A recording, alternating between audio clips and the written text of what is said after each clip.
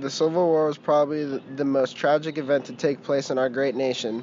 620,000 American soldiers died in this American tragedy.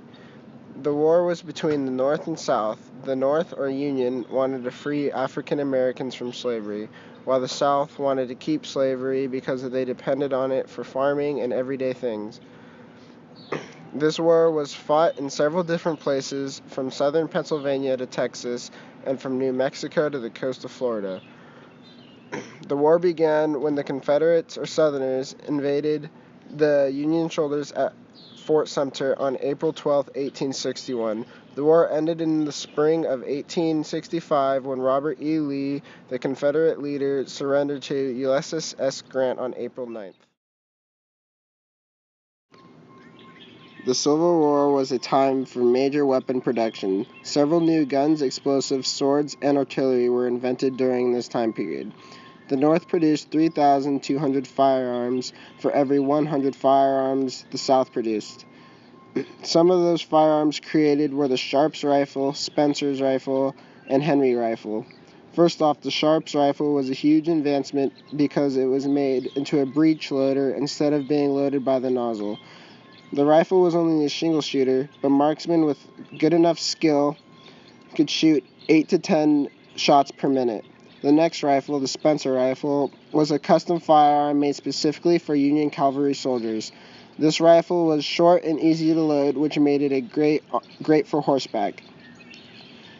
The rifle we'll last reference is the Henry rifle. Made in the 1850s, it was probably the best rifle of its time period. The Henry rifle was designed to simulate a .44 cartridge and have the power to put serious fatal wounds upon the enemy. Not only were there some great modifications to guns during the Civil War, but also huge advancements in artillery, like machine guns and cannons. Cannon, the lines of the battlefield. Big, load, and packed a lot of punch. The Parrott rifle, a Civil War cannon, fired an elongated shell which was made specifically for this gun. It was loaded by inserting a powder charge down the barrel followed by the special shell. The next cannon, the Napoleon cannon, or also known as the 12-pounder, was a smooth-bore cannon that would fire a 12-pound cannonball accurately. As cannons were doing a huge part in the Civil War, other forms of artillery were created, such as machine guns.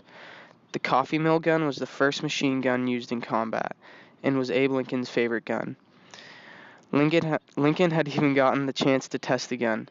The coffee mill gun used .58 caliber paper cartridges.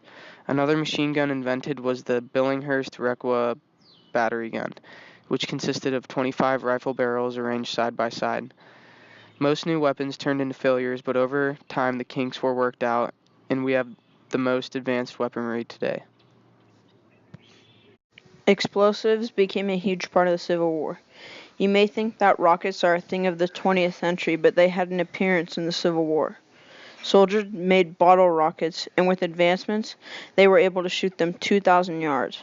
Bottle rockets were not the only form of explosives.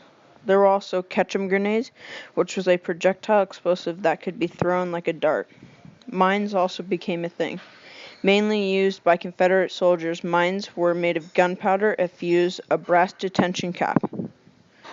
What seems like a combination of many things caused many deaths.